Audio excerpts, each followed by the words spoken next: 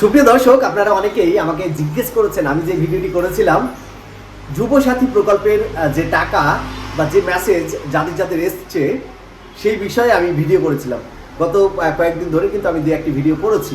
সেই ভিডিও রেফারেন্সে প্রচুর মানুষ আমাকে কমেন্ট করেছেন যে আমি অফলাইন ফর্ম ফিল আপ করেছি, আমি অফলাইনে ফর্ম জমা দিয়েছি, আমার কোনো মেসেজ আসেনি। ইভেন অনেকে অনেক রকমভাবে কিন্তু কমেন্ট করেছেন যে আমি টাকা পাবো কিনা, আমি তো অফলাইন করেছি। কেউ বলেছে আমি অনলাইন করেছি, আমার এখন পর্যন্ত টিল নাও মেসেজ আসেনি। কেউ বলেছে আমার তো ডিবিটি হয়তো ব্যাংকে নেই, ডিবিটি আমাকে করাতে হবে নাকি।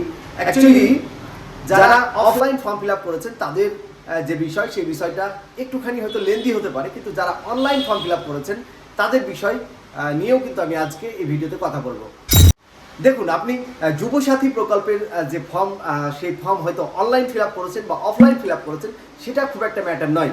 আপনি অফলাইন করুন আর অনলাইন করুন, সেই ফর্ম কিন্তু সরকারের যে পোর্টাল, সেই পোর্টালে কিন্তু উঠবে। যারা অফলাইনে ক্যাম্পে, আপনার রেজিস্ট্রেশন ক্যাম্পে ফর্ম ফিল আপ করেছেন এবং ফর্ম জমা দিয়েছেন সাপোর্টিং ডকুমেন্ট সহ, আপনার যদি নথি ঠিকঠাক থাকে তাহলে সেই ফর্মগুলো ব্লক স্তরে গিয়ে কিন্তু সেই পোর্টালে কিন্তু এন্ট্রি হবে।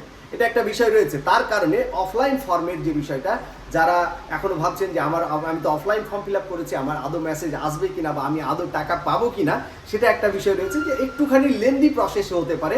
যেহেতু ব্লক স্তরে হাজার হাজার লক্ষ লক্ষ ফর্ম জমা হয়ে পড়ে রয়েছে, সেই ফর্মগুলো পোর্টালে এন্ট্রি হবে, তারপরেই কিন্তু আপনাদের সেই পোর্টালের যে মেসেজ, সেই মেসেজ আসবে। এবার আসি যারা অনলাইন ফর্ম ফিল আপ করেছেন তাদের ক্ষেত্রে। অনলাইন যারা ফর্ম ফিল আপ করেছেন তাদের অনেকের কিন্তু মেসেজ চলে এসছে, অনেকের মেসেজ আসেনি। তবে একটা জিনিস, আপনার যদি ডকুমেন্টস আপনি ঠিকঠাক সাবমিট করে থাকেন, আপনার যদি ডকুমেন্টস আপনি ঠিকঠাক সাপোর্টিং হিসেবে আপলোড করে থাকেন, তাহলে কিন্তু আপনার যে অনলাইন ফর্ম ফিল আপের যে বিষয়টা, সেই বিষয়টাতে আপনার মেসেজ যদি না এসে থাকে তাহলে কিন্তু মেসেজ অবশ্যই আসবে। ইভেন যাদের যাদের ট্রেজারি থেকে মেসেজ এসছে, আমি গতকালকে দেখিয়েছিলাম সেটা গত ভিডিওতে, যে ট্রেজারি থেকে যাদের যাদের মেসেজ চলে এসছে অলরেডি, সেই ট্রেজারির অলরেডি শিডিউল দেখাচ্ছে। আর অ্যাকাউন্টের যে টাকাটা ঢুকবে 1500 টাকা, সেই টাকাটার উইল বি ক্রেডিটেড দেখিয়ে রেখেছে। সেই বেনিফিশিয়ারিগুলোর টাকা কিন্তু চটজলদি, হয়তো 2-1 দিন বা 5 দিনের মধ্যেই কিন্তু ঢুকে যাবে। এটা একটা বিষয় রয়েছে। ইভেন অনেকে আমাকে মেসেজ করেছেন ডিবিটি, আমাকে ডিবিটি করাতে হবে নাকি। ডিবিটি আসলে কি? ডিবিটি হচ্ছে ডাইরেক্ট বেনিফিট ট্রান্সফার।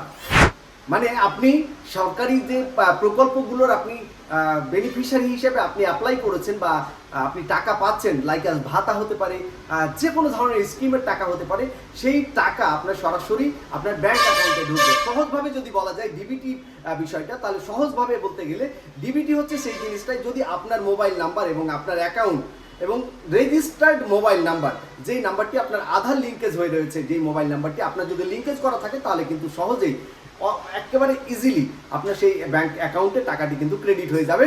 সেই জায়গাতে দাঁড়িয়ে কোনো ডিবিটি করাতে হবে না।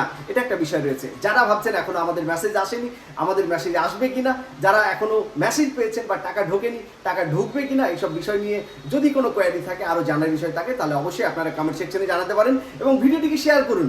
যারা এখনো দ্বিধায় পড়ে রয়েছেন, ভাবছেন টাকা ঢুকবে না ঢুকবে না, আমি তো অফলাইন ফর্ম ফিল আপ করেছি, আমার কি হবে, তাদের সকলকে জানানোর জন্য ভিডিওটিকে শেয়ার করুন। সকলে ভালো থাকবেন, সুস্থ থাকবেন। আবারও দেখা হবে সুন্দর কোনো একটি ভিডিও নিয়ে।